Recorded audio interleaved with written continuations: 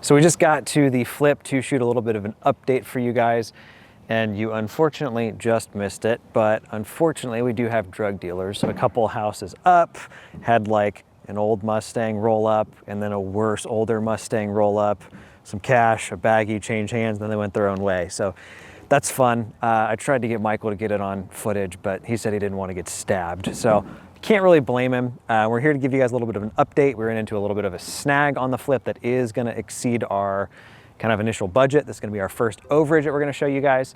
And then I also want to chat with you a little bit about what I've seen that separates people who succeed in kind of this direct to seller real estate investing business versus those who wash out. It's going to be a good one. Let's dive right in.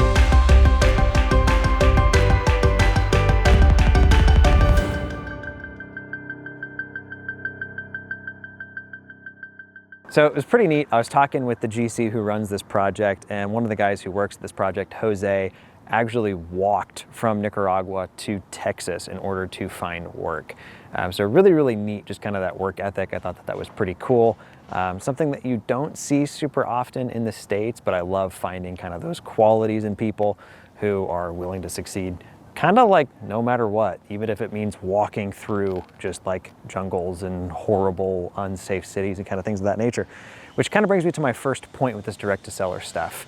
The people who do really well in finding flips and wholesale deals and rental properties and kind of do the deals you see me talking about are the people that have that kind of attitude.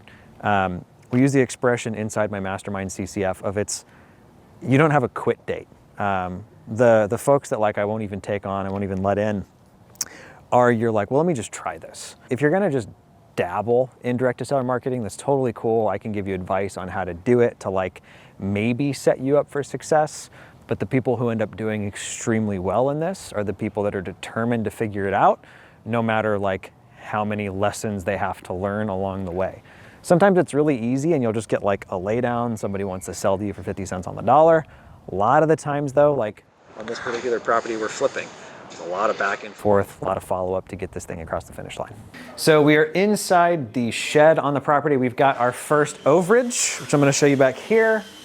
So you can kind of see it up here, but during the hurricane, we had a tree that fell on it that we're gonna have to get like a lift back here to get it removed.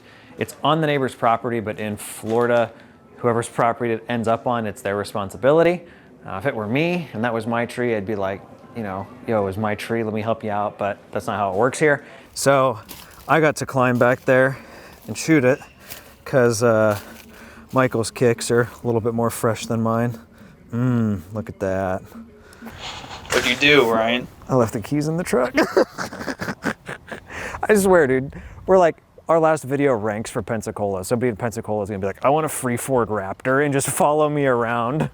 The second like character trait or quality that you've got to have before you start doing any direct to seller marketing is you've got to be okay with hearing no and hearing it a lot. Even if you're like an incredible salesperson, like, you know, a god amongst mortals of negotiators, you're going to get like maybe 2 or 3 out of 10 of your leads closed, where most mere average beings such as myself, we're going to be closer to 1 to 10. So most of the time you're going to be hearing no, and it's not going to be like, oh, blessings upon you, Michael, I appreciate that offer. It's going to be like, you should be ashamed of yourself. So you've just got to be, you got to, I think from the outset, realize that like you're going to hear more no's than yeses, and you can't get discouraged by that. You also can't take it personally when somebody acts, personally. So on the flip, things are screaming along. We ended up replacing the electrical panel. The old one was kind of like the mini wafer one. So brand new panel in there. We've got all the walls knocked out. Drywall is actually being done today. Getting rid of kind of the popcorn ceiling setup we had. Masonry work coming along great. So everything's definitely on schedule and kind of hauling along. We were there today kind of figuring out some kitchen layout stuff, some cabinets, some paint colors. I'm really, really excited about how this thing is shaping up. Justin, my partner on this deal, Sadal, his wife's Tori, his wife only has one wife if you're watching this, Tori.